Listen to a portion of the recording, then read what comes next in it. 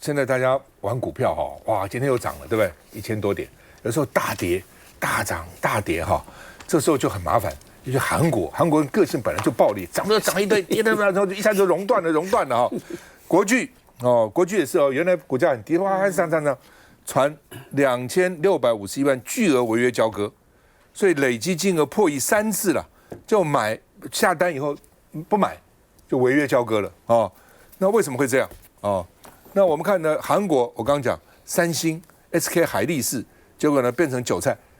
他们尤其海力士前一阵跌到非常低啊，因为后来哇突然涨上来哦，然后大家就高杠杆去买它。韩国杠杆高到什么地步？38兆融资哎，所以呢引发韩国史上最大的断头潮哦。这个韩国 Kospi 呢第7次熔断哦，5次发生在过去2个月里面，所以大家就看说，那台湾会不会也这样？大家就担心嘛。哦，什么4代同堂、6代同堂，哦，哇，是搞的就是现在很多年轻人已经不上班了，他只要搞2次赚一些钱，他比他1个月薪水都多嘛，哦，那甚至说不是听说吗？那个小学生都在讨论到底该买什么股票哦。我们很多未成年开户的，父母给他开户的哦都有哈。如果你训练他是可以了，如果真的用他做人头来炒作哦，蛮危险的。所以呢，说4代同堂，说还算是小咖。南韩的杠杆散户10天学习92亿，哦，多厉害哈！是台币吧？如果是韩元新台币，韩币是4258亿韩元，差不多除50了，差不多除50哈。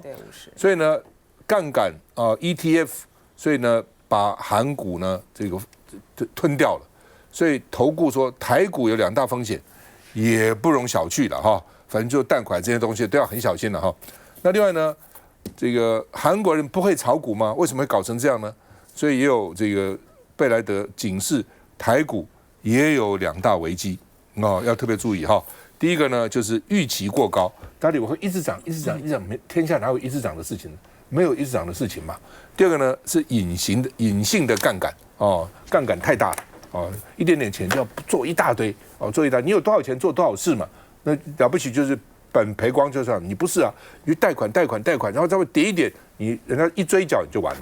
看一下，股民定期定额布局 ETF， 不过周2台股巨震，赔更多的大有人在。毕竟达人什么大场面没看过，还会适度运用杠杆。杠杆我有哈，第一个我有借理财型房贷，那理财型房贷我的用处是逢低进场，我不是说把杠杆做好做满，而且说我杠杆的比例其实是蛮小的，在我可以控制的范围。其实韩股频频熔断，官方将整治杠杆，而台湾的金管会强调，面对4代同堂现象，已设下业务成长异常和风险指标显著变化监理红线，一旦踩线就可能启动专案检查。以融资的水位除以现在目前为止股市的市值，其实我们现在还是远远的低于韩国，就是韩国的杠杆程度还是开得比较大。台股震荡下风险升高，根据证交所统计，今年上市柜市场累计已发生17件违约交割案件，像是国巨违约交割金额破4000万，而6月份上市股票违约交割金额飙到28.64亿元，创单月历史新高。杠杆是双面刃，投资人应量力而为。来，伟山。股票本来就是起起伏伏的，所以本来这个投资就有风险，那大家还是必须要注意。不过台湾确实现在半导体真的是世界的龙头啦，所以在这个荣景大概5到10年应该是没有太大的问题。所以大家对于这个投资上面或者买 ETF 上面，应该就我觉得都会有相对的比较有这个保障。不过我们看到韩国跟台湾的这个经济状况当然是一个非常的不同，因为韩国他们集中在大企业，那所以基本上它很容易受到单一的产业或者说单一的这个公司它的整个获利会做一些波动等等。那当然，他们韩国在于交易买卖上面，台湾是以1000股作为一个单位去买卖，但他们是可以以0股的方式，以一股的方式来作为买卖，所以他们整个的这个变化可能会比我们来的更大，而且他们每一天的涨跌幅可以高达30%，所以当然这个韩国的股市受到的冲击一定会比台湾大。那我们一直以来都有一个比较严格的限制跟管制，所以台股倒不会说一次就是全部就消失。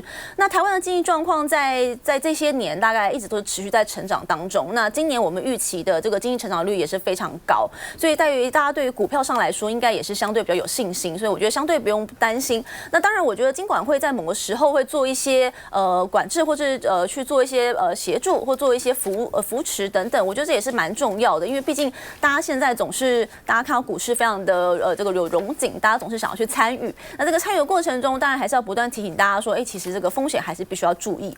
那回到刚刚的无人机，我还是想要做一个小小的补充。当然我们会看到今天这一家厂商他在多次的这个补考之后没有过，那我个人认为，当然不应该采购的，不应该去购买的，当然也是应该要当机立断。不过本身它这个产品到底有没有这么糟，就我觉得还是要去看这个每个考试，我们要看怎么考题跟怎么去评分，来决定说它到底是有这个问题。那这个协防系统其实它是在金马，那它主要的目标就是说，这个中国如果有无人机飞过来，它必须在这个6公里的这个范围里面要侦测到，4公里的范围必须要去把它击落等等。那这样子的考题它是全有全无制，就说你如果没有全部都拦下去，那这一题就是拿0分。那所以确实你要做到100%的拦截，本来就会有个困难。所以在考题上面，当然我觉得这是一个非常严格的考题。但美军之前也同时有去看过这一批无人机它的测试，其实他们是对这个无人机是非常的赞赏，那甚至觉得说，它是很有潜力的。那以美军来说，其实它的所谓的这个要去做这个击落的这个比例，大概也是顶多是80%。所以如果连美军的设备大概对于这个防御率都只有80%的状况之下，训练之后只有90%，那台湾的考题是要到100%，那当然它还是会有一点困难跟限制。但我觉得当然还是回归，就是你考题没有过，那当然就是不要采购。那伟珊意思就是说，现在这个题目要出简单一点。不是，我说没有，就是要让他们过嘛。我没有说让他们过，就是本来6公里征收，4公里干扰，现在全部都折半，3公里征收，2公里干扰。台湾的产业没有这么的差，台湾的产业其实有它的能力跟它现在我们看到它的。这些钱明说，就是把考卷考简单一点，让大家都立100分。我要再讲一遍，我前面已经重申过2次，你没有过关，当然就是没有过。但台湾的产业没有这么差，我们不要用这样一个考试就否定台湾的无人机产业。其实并没有否定宏威的这个，也没有否定这个无人机产业啊，只是说。这个太奇怪了，就是说，当一直不合格的时候，为什么还坚持给他做？基本上这样的，也许这个才是没有坚持，所以现在要解约了嘛。所以我说该解约就解约，但是我们不要去否认台湾的无人机产业，这是有它的这是2件事。就是说伟珊的意思，就是说这是2件事，没有人在否定台湾的无人机产业。所以我在解释这个过程是什么，只是说他因为前面他没有过，然后你还是给他。到最后才，所以现在就解约了嘛。到最后才解嘛，所以说这个就是问题之所在。如果说他一开始就是他是没有过关的时候，你是不是应该采取更严格的？不是，因为连工程都有可能第一时间没有办法验收完毕，你总是要给他补考。因为这个单很大，因为他做的是无人机反制，无人机反制的系统，无人机了，对，反制无人机，这就跟我们的飞弹空防系统一样，你不可能100%都拦截掉所有的飞弹。但是我还是要重申，你没有过，你考题就设在那边没有过，当然就没有过啊，那所以就不要采购啊。我刚刚已经讲了，就是说它的标准会被过严，这是可以讨论的。但是当我是一个厂商，我去投标，如果他的标准那么严，我做不到，那我干嘛来投呢？对，我要知道我的能力嘛。对，或者你就跟他讲说，大家都不投，大家都不去。那他会检讨为什么他不来，大家都达不到，那是我的标准过严。那你既然去了，就表示你要达到嘛，他有一个标规嘛，规格在那个地方嘛，那你要不然就不要去嘛。你既然去了，表示你能达到，你没达到，那就按照约，这没有办法。来，婉慧。对啊，其实我们这题原来现在讲这个股市的部分了哈，因为韩国的股市确实也是像刚刚伟珊讲的，因为它的产业可能比较集中，它的变化可能跟我们不太一样。但是要注意的可能是美国的动作，就是说韩国股市最近可能跟美国它在这个就是说它可能也在抛售一些相关的一些股票啦哈。那我们台湾的部分，我觉得其实还是要呼吁年轻人哦，因为我前阵子看到一个报道，他就讲说，有大学生他为了要去开户跟老师请假，就是他上课不是上课，他请假理由是他要去开户，所以表示说现在真的是已经股市过热。他们说老师我帮你一起开，大家就全部都投入，但是因为投资本来就是有高有低有风险嘛，哈，那千万我觉得尤其是年轻人，你千万不要借钱去投入股票，因为你现在的这个人生都还没有开始，也没有开始赚钱哦。这个投资其实它还是要有一个有一些相关的规划、学习跟分散风险呐，哈。所以我觉得这个我在这边会想要特别呼吁，尤其现在也是毕业季，很多大学生刚刚毕业这样子，然后不要觉得现在好像看起来每天都是好像绿的很少，然后这个红的很多，然后就急着要投入这样的一个市场哈。我觉得还是要去关注，然后刚刚有提到除了分散风险之外，买比较稳定的产品，对于你刚入社会来说是比较稳当的啦。反正不能只算赚钱，要算万一跌的时候你怎么办？把这个算好。假如说我没有关系，跌我还能够负担得了，那就去做嘛。如果跌的话，搞得这个倾家荡产、断头，然后名声也不好啊，然后负一屁股债，你就要考虑量力而为了。不管什么东西都是量力而为。休息一下再回来。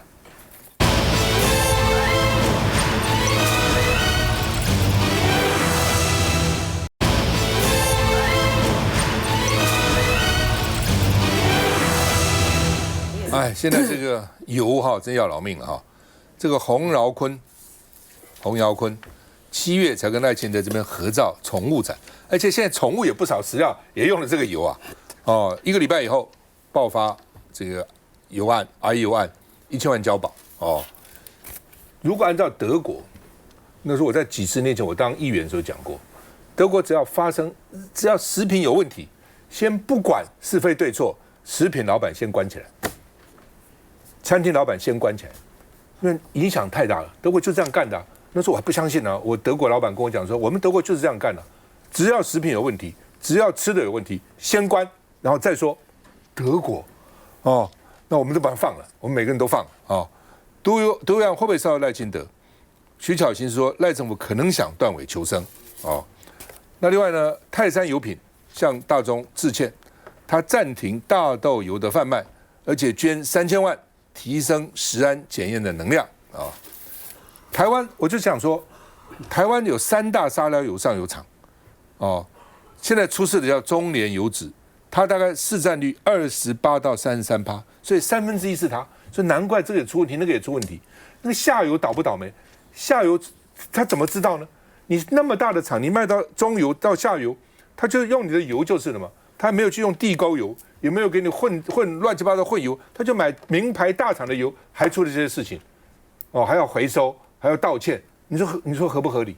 然后呢，这个大统益占45%，台糖占10%，所以其实这2家就占了90%，台糖占10%，哦，然后他们下面再有什么统一啊、大成啊、什么泰华啦，什么大统益啊。一路往下哦，中联也是下面哦，中联不是有3家吗？哦，泰山、福什么这个福茂哦，福寿哦，中联，反正它3、4家，所以它交叉持股哦。台糖大概比较单纯一点的，它的市占率也不多嘛。我就想说，你好好查这3家不行吗？你每天查什么自主管理？自主管理个鬼啦！自主管理，监察院3年前就说自主管理没做好。我问你们今天你查这3家，我每天去查你，1年查360天，3家也不过就是1000次嘛，1000次1100次嘛，那是怎样查？你没有这个人力，你去查下面几万家，你查什么鬼啊？下面有几万家、几十万家，你现在在下面抽查，你脑筋想些什么？擒贼要擒王嘛，打蛇打7寸嘛。我不讲过吗？我当环保署长的时候，把中油董事长总经理找你，把我油品给我改善，我不要每天在路上查摩托车，我查死摩托车了。你怎样？在路上测摩托车排气，你中油品质改善就他们一改善，下游就干净了嘛，就这么简单嘛。而且不是说你有30家，就这3家，你不能查。我每天派人在厂里给你驻场查。不行啊！真是我觉得搞什么鬼啊！怎么讲的都气，这么无能的人这边当我们的大官。然后呢，这个台北市现在又增加10家，就下游真倒霉，下游怎么办呢？对不对？260个学校也用这个油，新北76%，它新北当然就是它最大嘛，新北就是400万人，它最多人嘛。那另外呢，审计部说113年就有4警10日评业者没有落实自主通报。你不查，他自己查，查了他不报你啊！我甚至怀疑你现在到底查的这几批，其他是怎样？过去几年是怎样？我很怀疑过去几年都有问题，都蒙在那个地方。所以卫福部长不是讲吗？他怀疑那个送去检验的油的样本都有问题。你今天这个人没有吸毒，尿，我检他的尿，他找个没有吸毒给你检他那个尿啊，他的尿不给你检查，那你检查出来他吸毒吗？同样的。对不对？到现在又在到现在原因都不知道，到底是巴西大豆含的水分超过太10%太高，还是整个过程怎么样，还是加热？现在不知道原因在哪里，原因都搞不清楚，不太好笑了吗？可以这样子吗？对不对？而且2018年我们采用欧盟的规格，2018年这3家到底有没有改它的 process， 有没有改它的这个制程？2018年用欧盟规格比较严哦，这3家有没有改制程？如果没有改制程的话，怎么会改善呢？制程怎么改？你告诉我啊！你提出证明告诉我，你的确因应了更严格的标准，你怎么在什么地方改的制程？告诉我。哎，我们看一下。问题由下游名单不断扩大，几乎每天都在更新。台中食安处14号也在公布第3批到第5批的超标油品，第2层下游增加165家业者，第3层以下也增加20家，包含日正豆浆、爱酱平价牛排、时香跟瓦城，而泰山集团也首度发出公开信。泰山董事长致歉说，相关产品在没有达到每一批经检验单位确认毫无疑虑前，统统会停止大豆沙拉油相关产品上市销售，同时也会捐出3000万台币。至于北市卫生局，则是到泰山下游稽查，市府也主动前往并完成稽查，全面预防性下架。17家统统都是知名连锁餐饮，王品集团就有7家店入列，但有著名业者说物流端已经停止出货。对此，集团也回应，从7月1号通知停止出货之后，实际就没有到货，到店的问题批号油也没有使用，目前都没有用到大豆沙拉油。其他也包含中兴商行、点点心、和点寿司、陈之助，还有胡须章、海霸王、天好运等集团。而胡须章也回应，目前门市已经全面更换成安全合格的油品，就会从连锁餐饮到卖场被油风暴接连扫到，业者纷纷自清，预防性下架，希望能找回消费者信心。来，余方兄。坦白讲，这已经不是食安问题了，这是国安问题，这不是食安危机，这是国安危机啊！我说真话，我如果是赖总统，我就召开国安会议了。然后说，国安会不是只能够针对外交、国防、两岸吗？你去看国安法的，它组织法第2条，不是只有国防、外交、两岸的，它也包括国家重大事故的相关事项。请问你现在是不是？重大的国家的重大事故，你去哪里？大家在谈都是食安。你知道最近我有个朋友说，要不要去吃？我说为什么？他说某某那个餐厅很难订了，现在非常好订啊！我就不相信，我想他开玩笑。就那天家里聚餐，我就到一个餐厅里面要买2样菜回家，结果我发现2层楼的餐厅只有1桌人在吃饭。我问那个 waitress 说，怎么回事？他说还不就是油的问题吗？好了，我看了有一个朋友，他家里也在卖那个便当的，说便当的生意也非常的糟糕，所以呢，老百姓吃什么呢？对呀，总要吃啊，大家都怕那个油嘛，所以大家现在都在家里吃。其实这个家里是要油啊，家里不要油吗？不，他在家里他他现在可以去买他所谓安全的油，不是黑心油。所以我就讲都要查。对，你现在大家，我告诉你，大家集中在查这里，大同去查查看，对，台糖查查看，去查。对不对？你不要以为，台糖稍微好一点的国营事业，但是也不一定啊。对啊，也不一定啊。就是你整个 process 过程，那个整个的程序查一查嘛，来源查一查，都查，抽查有那么困难吗？其实我现在说原来是自主委托，那自主委托政府就不能查了。政府当然可以查嘛，我就去查你嘛，怎么样？他不敢查了，一查万一有事情，他惨了。他现在捂都捂不住，还敢查吗？可是我跟你讲最可怕的是。那种在想象中的那种危机啦，罗斯福讲过，freedom from fear， 要人民有免于恐惧的自由。我请问你现在台湾百姓恐惧不恐惧？恐惧啊！那你政府要不要处理这个问题？2个礼拜你处理了什么？我看卓荣泰到立法就只有道歉了，现在道歉都没他没有道歉，他是遗憾而已，遗憾是道歉吗？他说遗憾。我对你讲这话很遗憾，我有道歉吗？我这个是比较，我你这个是比较客气的，对。所以我的感觉就是说，行政院已经没有能力处理这个问题了。我也赞成你刚刚讲话，全面的查。那你做这种事，那就成立一个危机小组啊！你开国安会议，你把所有相关的部会的这些人该参加全部找进来，而且最重要，他还讲，总统可以指定有关人员列席会议。有关人员太好了，这些部长搞不好都是官官相护。你看刚刚不讲话，经济部推荐厂商给国防部，要去做无人机，你凭什么这样做？我国防部有我国防部的标准，你任何人要来标都可以，但是你要通过我这个标准。啊，现在经济部推荐给你啊，这个标准呢？你这个标准还在不在呢？这我真的想问国防部的。我现在讲回来就是说，你现在要赶快成立一个危机小组，你尤其要找在社会上有声望的、学术造诣、专业的知识很够，而且呢，社会上认为他是个正派的人。不是御用的文人那些，你找这些大量的这学者专家来参加这样一个危机的小组，赶快找出方法，然后这个找对程序，然后全面的去清查，否则我讲这次对百姓的伤害啊，哇，民进党真的要小心，你这个问题你不赶快解决，你这年底选举你会选得非常非常惨。我真的很久没有看到百姓会为了一件事情那样的恐惧、那样的担心，然后餐厅空空荡荡，便当店说生意也没办法做了。这是国安，我再讲一次，这是国安危机哦，要让人民有免于恐惧的这样一个自由。我请问一下赖总统，你要不要听我的话，赶快开这个国安危机的这个会议，国安会议，因为你的行政院长已经罩不住了。哎，就是说哈，当然有人讲说不干不净吃了没病，那是没办法了。但是昨天我才看一个数字啊，台湾现在得癌症有将近100万人，比例是很高的啊。你把那个10几岁扣掉，当然10几岁也有，但是不多。你把那个成人算出来100万的比例，其实蛮高。为什么得？哪里得？从哪里来这个原因？